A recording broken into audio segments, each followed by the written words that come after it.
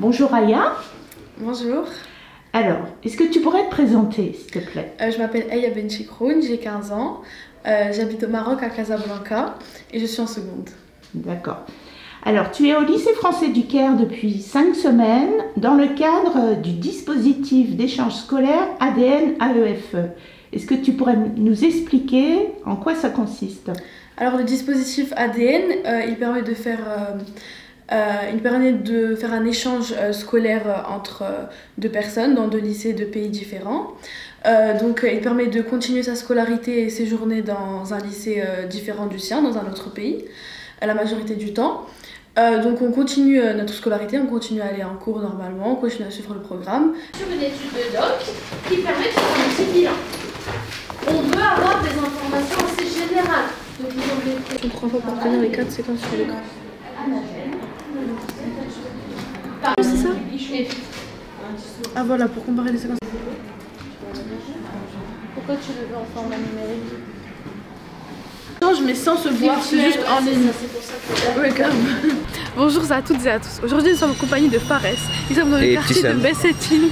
La caméraman en effet. Et nous sommes dans le quartier de Bessetine, venus observer les micro-pousses qui poussent sur les toits.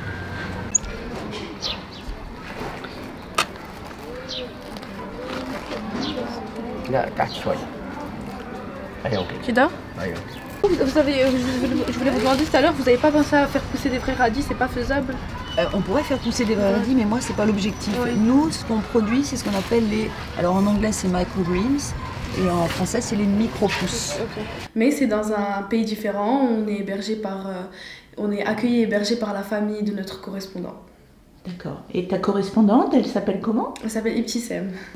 Qu'est-ce que cela t'a apporté pendant ces 5 semaines d'immersion au lycée français du Caire et au Caire en général et en Égypte? En tant que Marocaine, de voir un pays plus oriental que le mien, il faut savoir que le Maroc est très occidentalisé, c'est un pays du Maghreb, il est très proche, il fait presque le pont entre l'Europe et l'Afrique.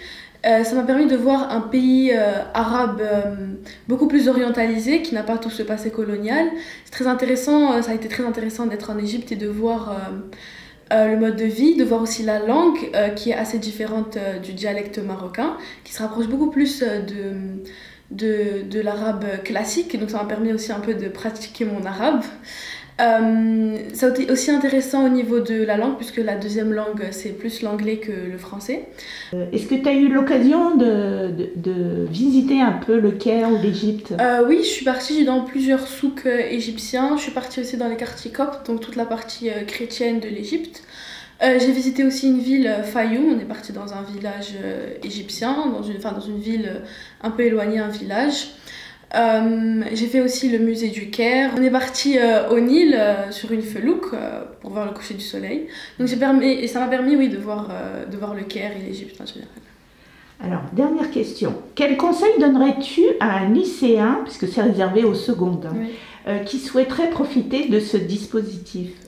De bien choisir sa zone, parce que l'expérience va beaucoup différer par rapport à la zone, par rapport à son binôme, de bien remplir le questionnaire ADN sur vos passions. Ça nous a permis à moi et Ibtissem d'avoir beaucoup de choses en commun au début, puisqu'on était intéressés par les mêmes choses, et aussi de bien choisir sa zone, parce que c'est important ce que vous allez visiter, le contexte dans lequel vous allez aller, si vous avez des réticences dans un endroit, ou vous voulez visiter une zone du monde en particulier ou un pays.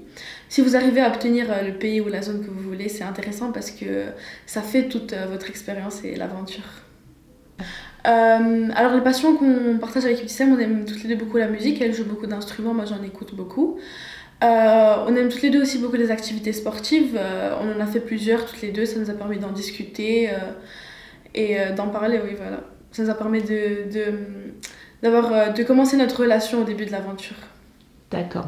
Merci Aya et puis bon retour au Maroc. Merci beaucoup.